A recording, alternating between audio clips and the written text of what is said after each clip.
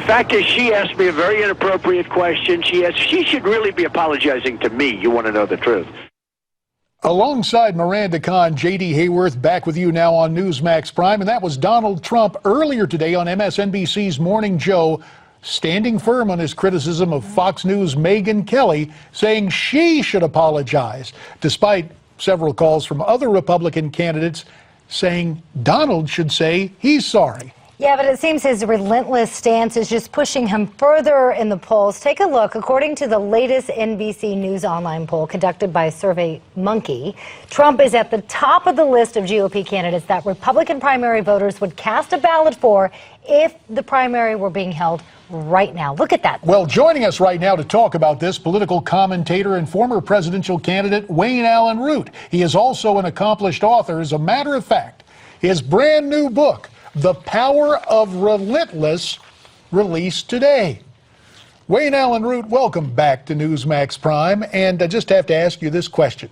Trump is still doing great in the polls. How do you explain this Donald Trump phenomenon? I think it's because he's relentless. Hey, JD. Hey, Miranda.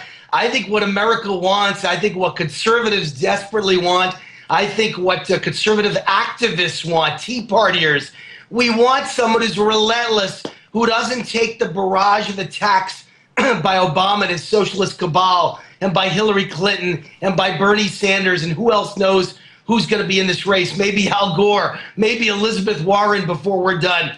And they attack us unmercifully, unrelentlessly, and we never hit back. We're too nice. We're too docile. We're too apologetic. I want someone who's relentless, who's on the attack, who's on offense 24 hours a day. And that reminds me of a guy named Donald Trump. Wayne, I have to ask you, Trump says Fox was unfair to him. Does Trump have a legitimate grievance against Fox? Well, that's a tough one. Listen, here's what I'd have to say. I think it's okay that they're tough in a debate.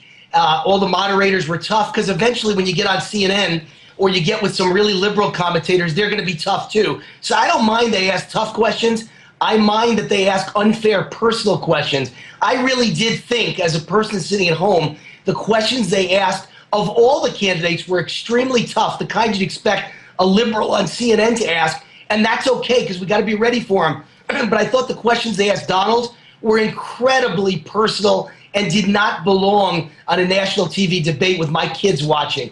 Don't talk to him about the words he's used for women. Don't talk to him about pig and dog and this and that. If I was Donald, by the way, what I would have said, my answer would have been, you know what, Megyn, here's the problem. America's going downhill. Obama's taken us downhill. He's destroying the economy. There are no good jobs. Every job since 2007 has gone to a foreigner, by the way, for women. And I believe when you see the men's stats, you'll find the exact same thing. More businesses close each day than open. Workforce participation rate, lowest in history. It's a nightmare out there. GDP was 0 in the first quarter. And here's a great one.